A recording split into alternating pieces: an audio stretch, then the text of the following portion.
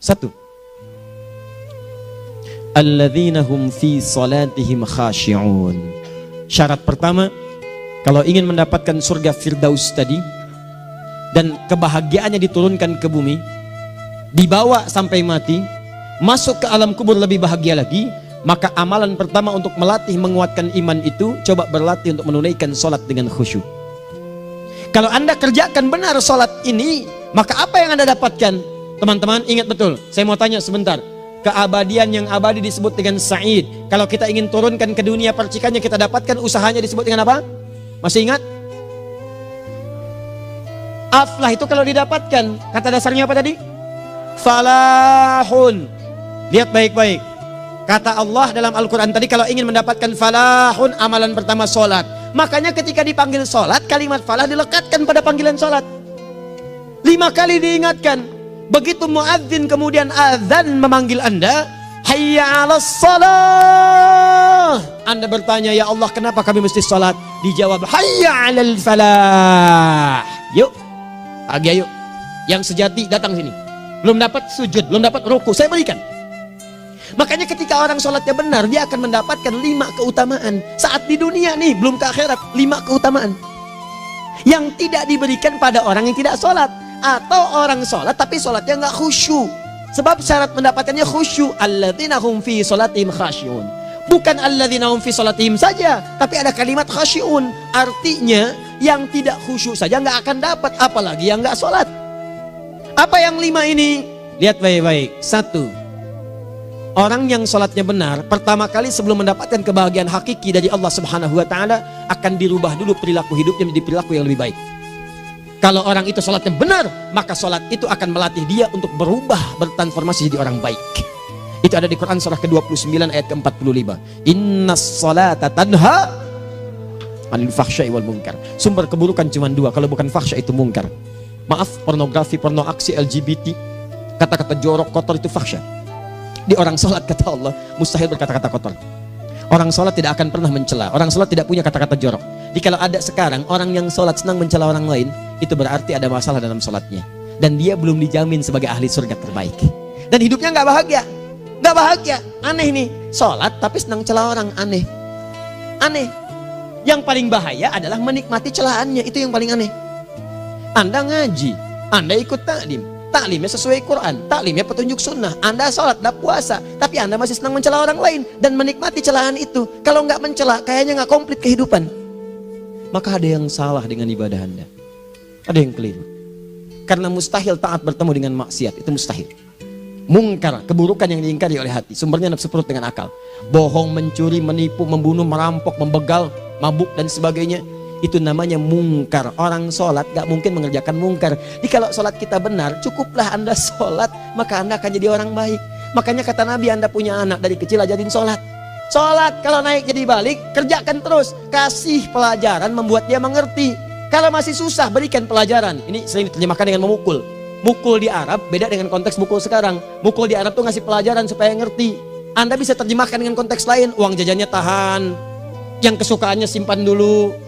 Bisa dengan konteks kekinian, tapi poinnya kenapa anak Anda dari kecil ajarin sholat, sampai kenalkan dengan masjid, ajari 3 tahun bawa ke masjid, kenalkan dengan masjid, gak ada masalah lari-lari itu sebelum waktu sholat.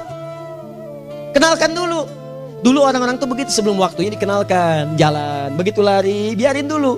Setelah itu diberi pengertian, nah ini bukan tempat berlari, yang berlari di sana nanti, yang di sini nanti akan ada orang-orang baik semuanya. Terus Anda lihat berbaris, baris rapi. Kalau pengen baik ikutan baris nanti.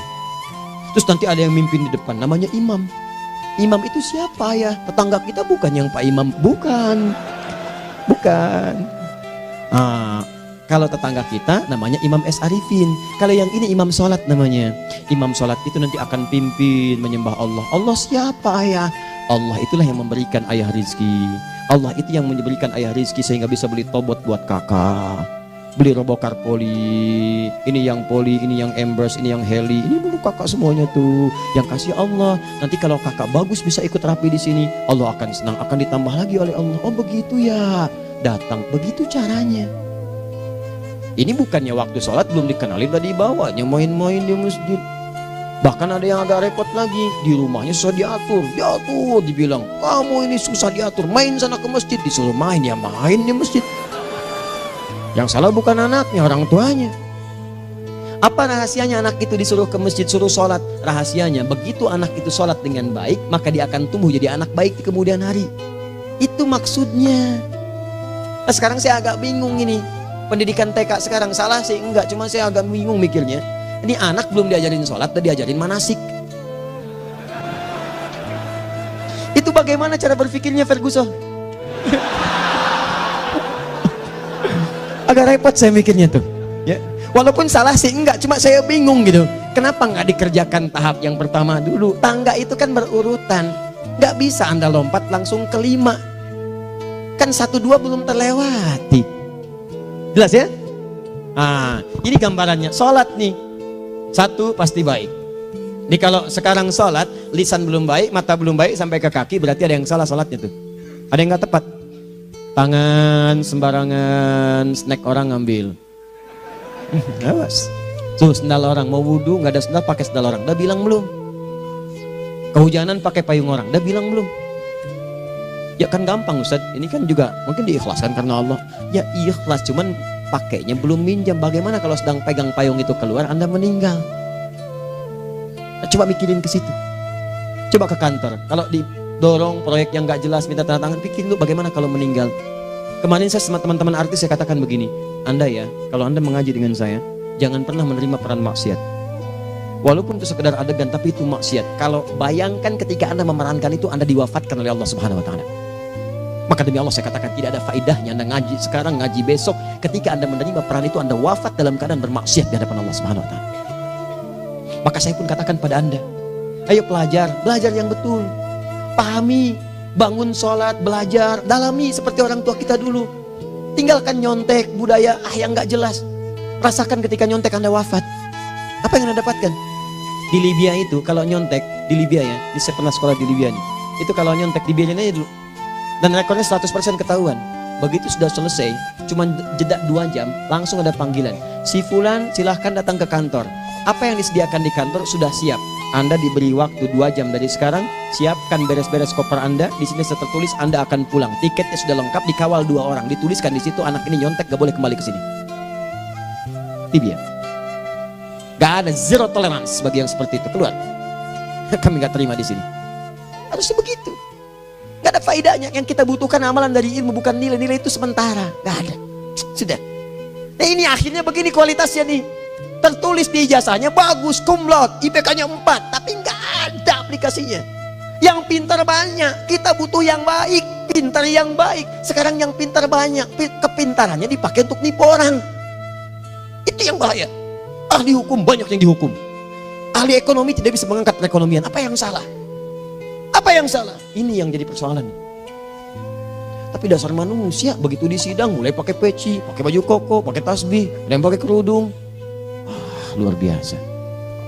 Nih 2. Orang kalau sholatnya benar, Allah akan berikan ketenangan dalam jiwanya. Tenang hatinya. Jangankan musibah kecil, musibah paling besar pun tenang aja dia. Tenang, dia paham rumusnya.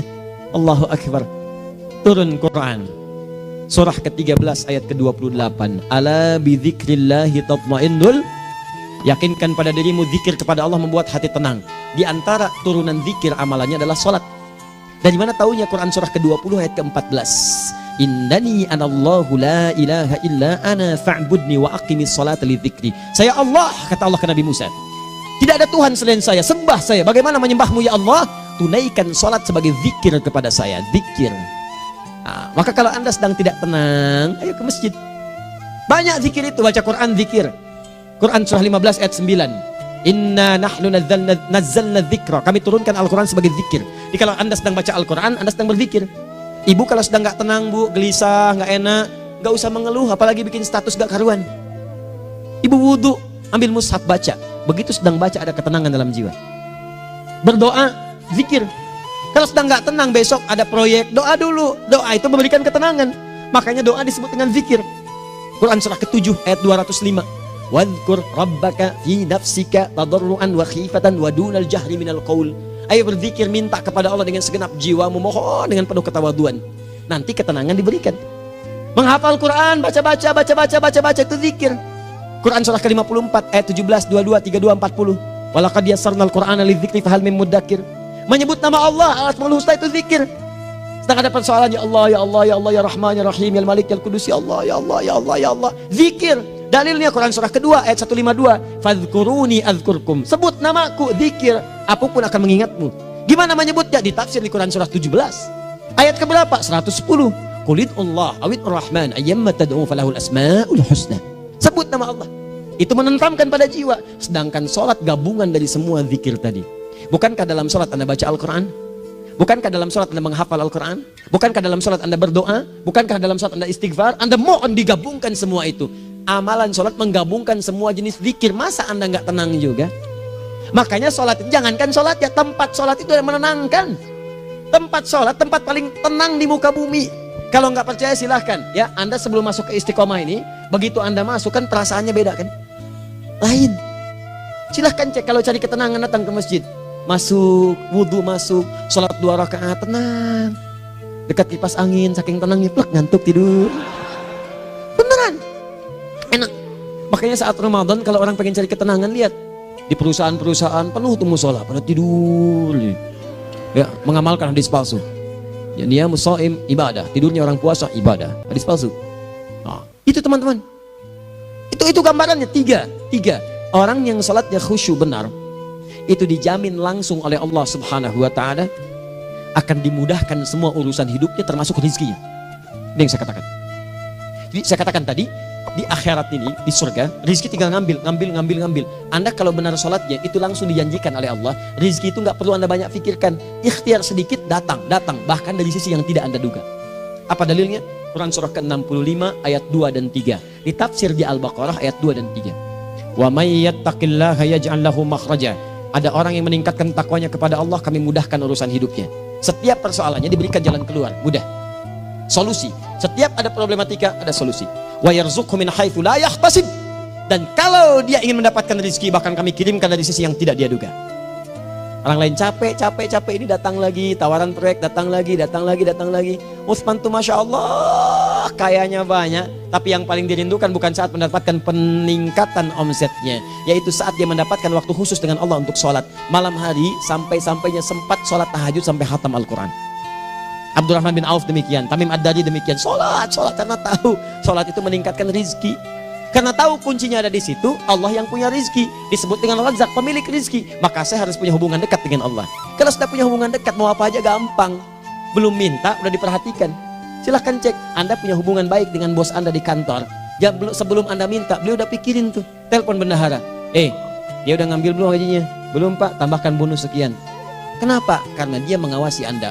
Allah maha tahu dibandingkan dengan bos Anda. Mendekat kepada Allah, semua diperhatikan oleh Allah. Siapa orang takwa itu? Kalimat takwa pertama di Al-Quran Al-Baqarah ayat 2, amalannya ayat 3. Dzalikal kitabu la raiba fihi hudal lil. Siapa muttaqin itu? Ayat 3-nya. Alladzina yu'minuna bil ghaib wa yuqimunas shalah. Gampang. Kalau pengen mudah hidupnya gampang. Biaya nggak mahal, tenaga nggak banyak, tingkatkan takwa nih. Jadi kalau hidup Anda masih susah, di kantor champion, di rumah tangga bermasalah terus, atau sebaliknya, maka boleh jadi kalau gelar Anda tinggi, harta Anda banyak, tapi selalu punya masalah, bukan Anda kurang hebat, bukan Anda kurang kedudukan, bukan Anda kurang kaya, Anda kurang takwa. Dan yang paling dahsyat, mungkin sholat Anda belum berkualitas. 4. Orang yang sholatnya benar, khusyuk dia, bahkan saat sholat itu kalau dia minta, maka seketika doanya akan dikabulkan. Tanpa diskusi, langsung seketika. Contoh, Quran surah ketiga ayat 38-39. Demi Allah saya katakan, Nabi Zakaria punya masalahnya pelik. Sudah berumah tangga, istrinya divonis monopos, maaf bahkan mandul. Gak mungkin punya keturunan. Maka apa yang beliau kerjakan? Secara singkat beliau sholat. Begitu sholat minta kepada Allah. Hunalika da'a Zakaria rabbah. Di mihrab itu beliau bermohon kepada Allah. Bermohonnya sambil sholat. Qala rabbi habli min ladunka dzurriyyatan thayyibah innaka sami'ud du'a. Ya Allah, mereka katakan saya nggak mungkin punya keturunan. Sekarang saya ingin katakan, ya Allah, saya hanya minta darimu saja, saya nggak akan dengarkan mereka. Ya Allah, mohon engkau maha mendengar, ya Allah. Maha mendengar doa saya. Kalau kepada yang maha mendengar aja nggak mengabulkan, kepada siapa lagi saya mesti minta? Apa yang terjadi? Fanadatul malaikatu wa huwa qa'imun yusolli fil mihrab. turun malaikat mengabarkan, sedangkan beliau masih sholat, belum selesai dalam sholatnya. Sholat khusyuk itu belum selesai sholat aja dikabulkan, doa sudah turun. Sholatnya belum selesai, doa sudah dikabulkan. Annallaha yubashshiruka bi Yahya. Allah kasih kabar gembira, doa kamu didengar, dikabulkan, kamu akan punya anak, namanya langsung dari Allah Yahya, artinya hidup yang mustahil menurut manusia. Lahir seorang dari rahim perempuan yang menepus dan mandul, bayi yang hidup, kata Allah nggak ada yang mustahil bagiku, jadi dan jadi dia. Berita baiknya, Nabi Zakaria sholat dikabulkan. Umat Nabi Muhammad sebelum sholat sudah ditunggu oleh Allah, mau minta apa, aku kabulkan sekarang. Hadisnya qudsi, saya bacakan. Hadatsana qala Rasulullah sallallahu alaihi wasallam, qala Allahu azza wa jalla, qasamtu shalah baini wa baina abdi. Kata Allah, saya bagi dua ya salat antara aku dengan hambaku. Wali abdi ma sa'ala. Kalau hambaku benar salatnya, aku berikan apapun yang dia minta sekarang. Idza qala al-abdu alhamdulillahi rabbil alamin. Bagian pertama, kalau hamba benar nih baca Al-Fatihahnya dari alhamdulillahi rabbil alamin, kalau Allah azza wa jalla dijawab oleh Allah, hamadani abdi, hambaku sedang memujiku. Wa idza qala ar-rahmanir rahim, jika hambaku berkata ar-rahmanir rahim, qala Allah azza wa jalla athna alayya abdi, hambaku sedang menyanjungku. Wa idza qala maliki yaumiddin, qala Allah azza wa jalla majjadani abdi, kalau hambaku mengatakan maliki yaumiddin, kata Allah hambaku sedang mengagungkanku. Perhatikan sekarang. Wa idza qala al-abdu iyyaka na'budu wa iyyaka nasta'in, jika hambaku berkata sekarang, ya Allah, kami sekarang ibadah, sholat menyembahmu, dan kami sekarang sedang punya masalah, kami hanya minta tolong kepadamu ya Rabb. Apa jawabannya? Beda dengan sebelumnya. Kata Allah, hadza baini wa baina abdi, inilah perjanjian antara aku dengan hambaku. Wali abdi, kalau hambaku benar khusyuk sholatnya sampai detik ini, baru sampai Al-Fatihah itu pun belum tuntas, baru sampai Al-Fatihah itu pun belum tuntas. Kalau benar bacaannya betul, sholatnya dari takbir sampai dengan selesainya, sampai ayat itu, iyyaka na'budu wa iyyaka nasta'in, kata Allah, masalah apapun yang dia minta sekarang, aku akan kabulkan. Besok saya kasih rahasia yang di KBP. Ada awal pembuka di awal sebelum Al-Fatihah yang kalau Anda benar bacanya, itu pengantar kepada pengabulan doa di Al-Fatihah. Apa itu? Besok. 5. Yang kelima ini yang paling diharapkan, dan ini penutup dalam kajian kita malam ini. Teman-teman sekalian, perhatikan baik-baik. Jika Anda benar mengerjakannya, maka Allah akan jamin langsung Anda akan mendapatkan kesuksesan dan kebahagiaan di semua aktivitas Anda. Kalau jadi suami yang sukses, rumah tangga yang bahagia. Kalau jadi pegawai yang sukses, dan di kantor bahagia. Masih ingat? Kesuksesan yang menghadirkan kebahagiaan, konteksnya dunia disebut dengan falah, dipegang disebut dengan aflah. Dikembalikan lagi ke atas, ke surah ke-23 ayat 1 dan 2. Qad aflahal mu'minun. Apa amalannya? Alladzina hum fi salatihim khashi'un. Persoalannya, kalau Anda sholat belum mendapatkan satu di antara 5 ini, apa masalahnya? Pertama masalahnya, kata Al-Quran, boleh jadi yang sholat itu belum khusyuk. Apa itu khusyuk? 2 maknanya, dan saya tutup di sini. Apa yang 2 itu? 1, kebanyakan orang sholat masih membawa dunia dalam sholatnya. Makanya kalau pengen khusyuk, kata Allah, maka Anda rasakan akan bertemu Allah. Rumusnya Quran surah kedua ayat 45 sampai 46. Rasakan secara singkat, mungkin itu sholat terakhir yang Anda akan kerjakan dalam kehidupan. Mungkin di sholat itu Anda wafat. Kata Allah, alladzina yadhunnuna annahum mulaqu rabbihim. Orang khusyuk itu sudah kelihatan dari sebelum sholat, dia sudah merasa persiapan menghadap Allah. Persiapan ke manusia aja, dia sudah siap-siap, mandi dulu, ganti pakaian, pakai parfum, macam-macam dan sebagainya, hanya memenuhi undangan manusia. Allah mengundang Anda 5 kali dalam sehari. Ya maaf, mengabulkan doa Anda, mencukupkan kebutuhan, menyembuhkan kalau sakit, disiapkan Anda. Harusnya apa? Penampilan sempurna. Kata Quran, orang khusyuk itu kelihatan sebelum sholat, pakaiannya kelihatan. Quran surah 7 ayat 31, ya bani Adam khudhu zinatakum inda kulli masjid. Hai anak cucu Adam, kalau tiba panggilan dari masjid, kenakan pakaian terbaikmu. Di anak cucu Adam tuh kelihatan. Kalau orang khusyuk, begitu azan kelihatan pakaiannya lain, pakaiannya indah. Khudhu zinatakum, kenakan pakaian terbaikmu. Dipakai, bertemu Allah, bertemu manusia aja pakaian bagus-bagus. Ini aneh ya, ada orang salah ibadah aja, orang salah ibadah pakaiannya bagus-bagus. Lihat nih hari-hari tertentu, besok tuh orang mau ke tempat masing-masing tuh, ada yang pakai jas, pakai dasi, pakai batik, pakai kebaya, anaknya dibawa, dikuncir 2, bawa manisan macam-macam. Mau salah ibadah aja tampilan bagus. Masa antum yang benar ibadahnya nggak bagus? Bedakan pakaian futsal, pakaian sholat ganti dengan yang sholat. Ini gimana pakaian sholat pakai pakaian futsal? Depannya gambar Messi, belakang Ronaldo. Repot. Malaikatnya juga bilang, kamu salah baju, harusnya Luka Modric.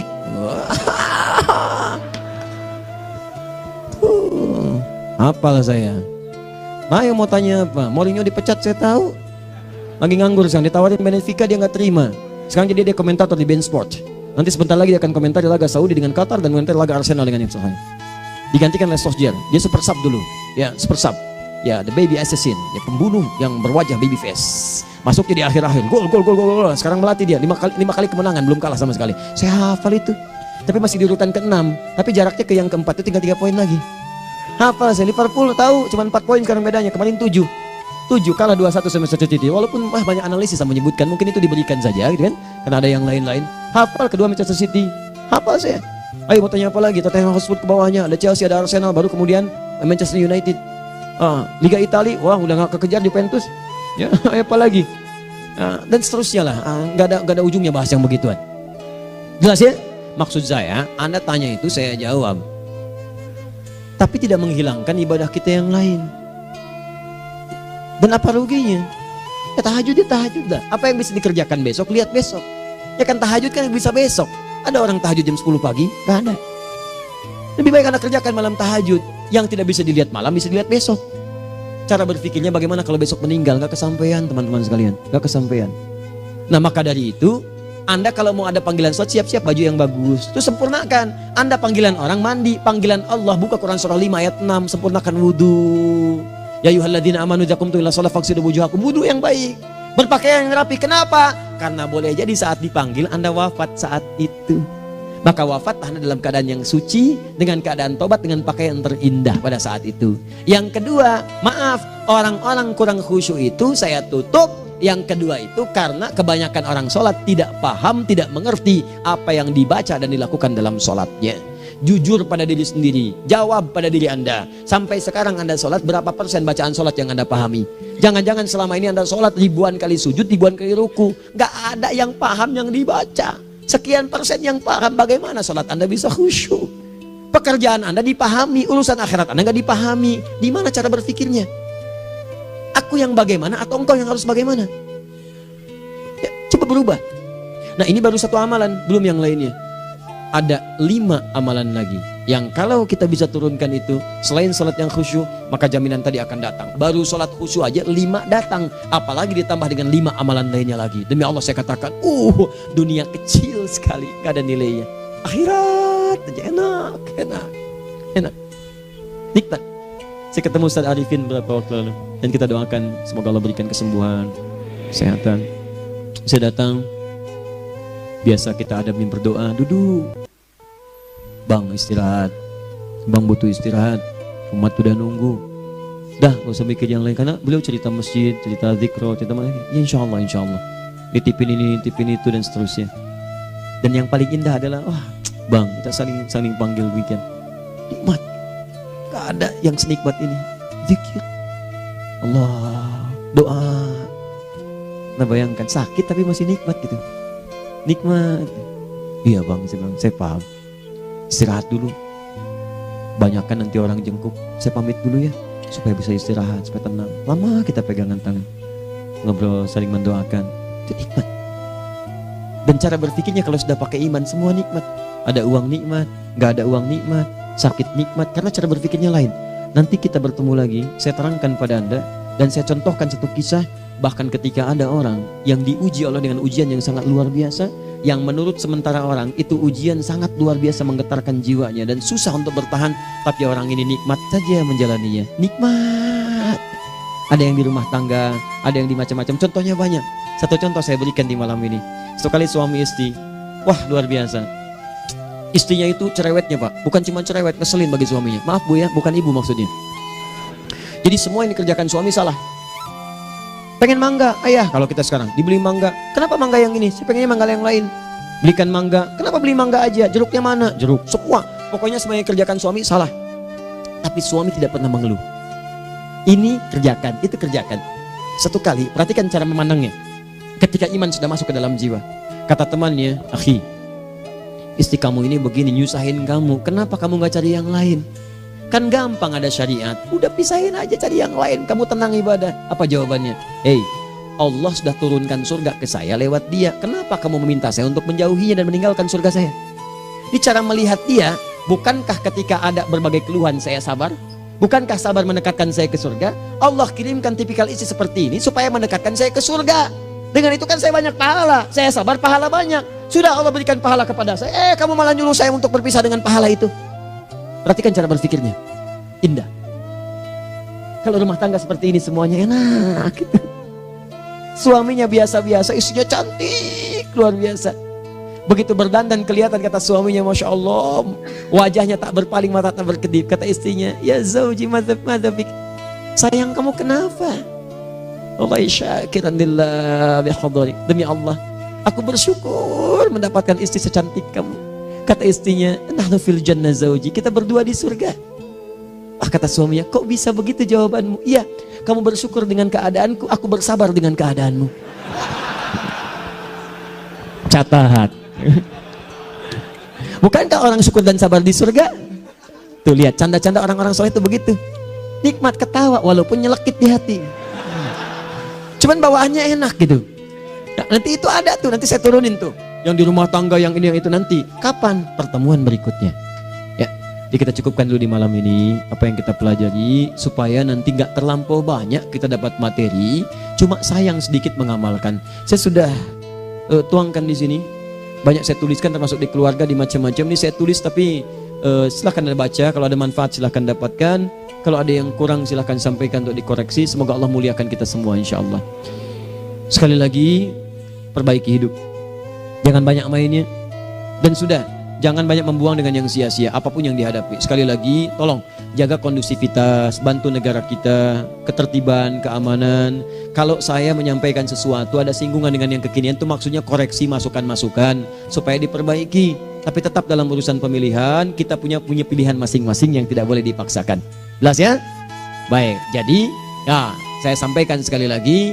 Pertama, pilih mana? Anda dipaksa harus ikut, atau yang kedua kita bebas memilih sesuai